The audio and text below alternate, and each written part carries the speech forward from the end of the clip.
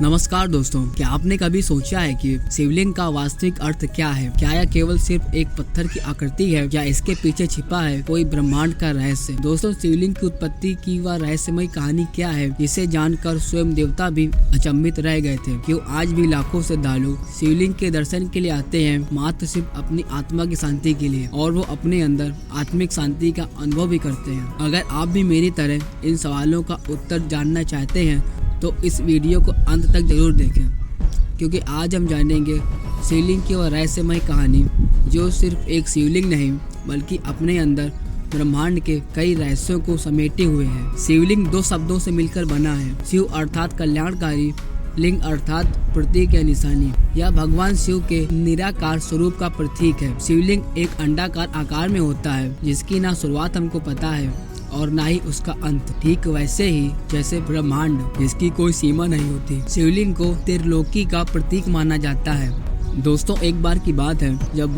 ब्रह्मा और विष्णु में यह विवाद शुरू हुआ कि हम दोनों में सबसे श्रेष्ठ कौन है, और तभी एक रहस्यमय अग्नि स्तंभ प्रकट हुआ जो इतना अनंत था, ना उसके ऊपर का अंत था और ना ही उसके नीचे का। दोनों देवताओं ने आपस में फैसला किया कि जो इस स्तंभ के आखिरी छोर का पता लगाएगा वो सबसे श्रेष्ठ होगा। विष्णु जी ने वारा रूप धारण करके नीचे की ओर जाने का फैसला किया और ब्रह्मा जी हंस रूप में ऊपर की ओर गए।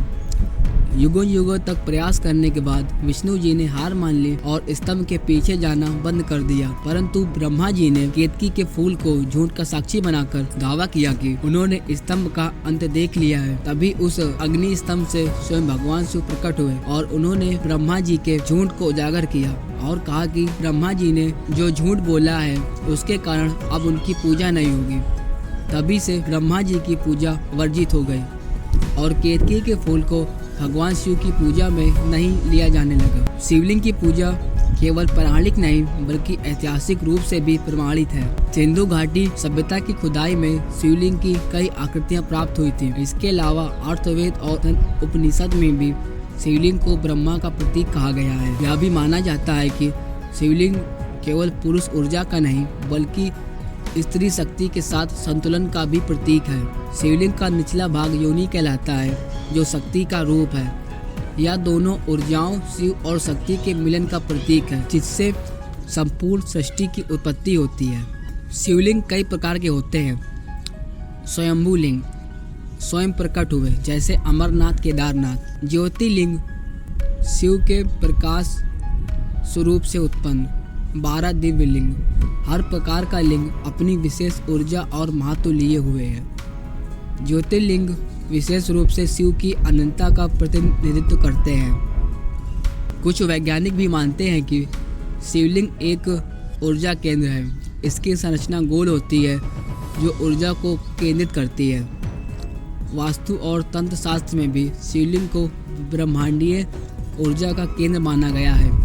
मंदिरों में शिवलिंग की स्थापना विशेष दिशा और गणनाओं के आधार पर होती है ताकि वह सकारात्मक ऊर्जा प्रसारित कर सके। शिवलिंग केवल एक धार्मिक प्रतीक नहीं बल्कि यह उस चेतना का प्रतीक है जो सब में व्याप्त है। यह हमें सिखाता है कि ईश्वर को आकार में बांधा नहीं जा सकता। वह निराकार, अनंत और सर्वशक्तिमान है।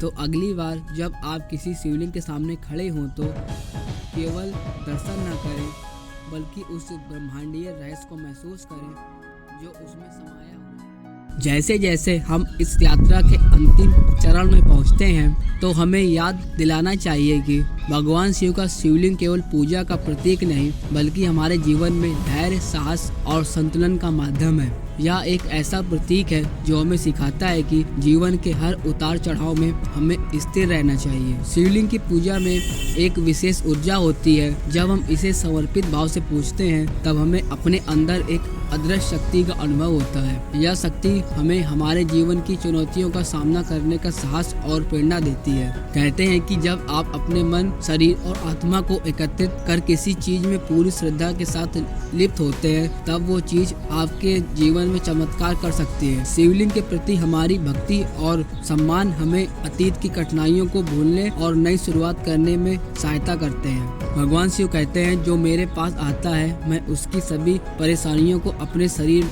से झेल लेता हूँ। इसलिए जब हम शिवलिंग की पूजा करते हैं, हम एक तरीके से अपने दुखों को भगवान शिव के चरणों में छोड़ते हैं। यह एक आध्यात्मिक यात्रा है जो हमें सच्ची शांति और संतोष की ओर अग्रसर करती है। इसलिए जब भी आप जीवन में तनाव या कठिनाई का सामना करें, अपना ध्यान शिवलिंग की ओर लगाएं। वहां आपको न केवल सेहत बल्कि आत्मिक संतोष भी मिलेगा। हमें यह याद रखना चाहिए कि शिवलिंग सिर्फ एक पत्थर नहीं बल्कि हमारे जीवन की ऊर्जा और प्रेरणा का केंद्र है। आशा है कि आपने इस यात्रा का आनंद लिया होगा और कुछ महत्वपूर्ण सीखने की प्रेरणा मिली होगी। अगर आपको हमारी कहानी पसंद आई हो तो इसे दूसरों के साथ साझा करें और हमारे चैनल को सब्सक्राइब करें।